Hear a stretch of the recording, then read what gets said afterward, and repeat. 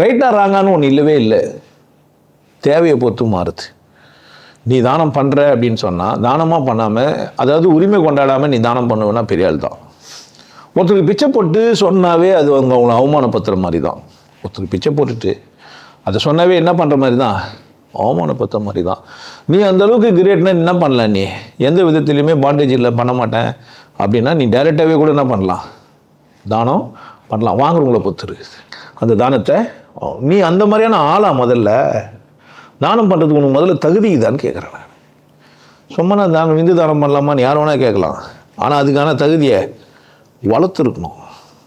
புரியுதா? உன் physical fitness, உன்னுடைய ஆரோக்கியமான மனநிலை அல்லது உடல்நிலை, உன் குரோமோசோம்கள் மூலமா ஜெனட்டிக் இன்ஃப்ளூயன்ஸ் போகுது. அதெல்லாம் நீ வச்சுக்கிறியா, மெயின்டைன் பண்ணுறியான்னு பார்த்துக்கோ. இல்லைன்னா ஆகாது தானம் பண்ணாது. ஆரோக்கியமான ரத்தத்தை என்ன பண்ணேன் ஒருத்தருக்கு கொடு. அதே மாதிரி ஆரோக்கியமான மனிதர்களுக்கு கொடு. விந்து தானம் பண்ணாலும் கூட அது யாருக்கு கூட, தேவையானவங்களுக்கு என்ன பண்ணேன் விந்து தானம் பண்ணு. புள்ள பெற்று வாழ வைக்க முடியாது உங்களுக்கு போய் கொடுத்து என்ன பண்ண போகிற, தப்பு. ஸோ விந்து தானம் பண்ணலாமான்றது உன் சொந்த பிரச்சனை தான். பெட்ரோல் சென்டர் போகிறதெல்லாம் எனக்கு தெரியாது. நீ ப்ரைவேட்டாக கொடுக்கறத பற்றி எனக்கு அக்கறை இல்லை. கடவுள் அதில் தண்டனையும் உதவியாக செய்கிற பட்சத்தில் எதுவுமே தப்பு இல்லை.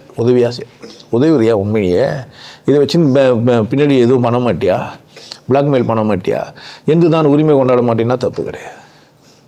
புரியுதா என்ன சொல்கிறேன்ட்டு? தானம் பண்ணால் உண்மையிலே என்ன பண்ணிடணும், தானம் பண்ணிடணும். எந்த விதத்துலையும் போய் அங்கே உறவு பாராட்டுறது எந்துன்னு சொல்கிறதெல்லாம் செய்ய கூடாது. அந்தளவுக்கு தகுதி தான் நீ என்ன பண்ண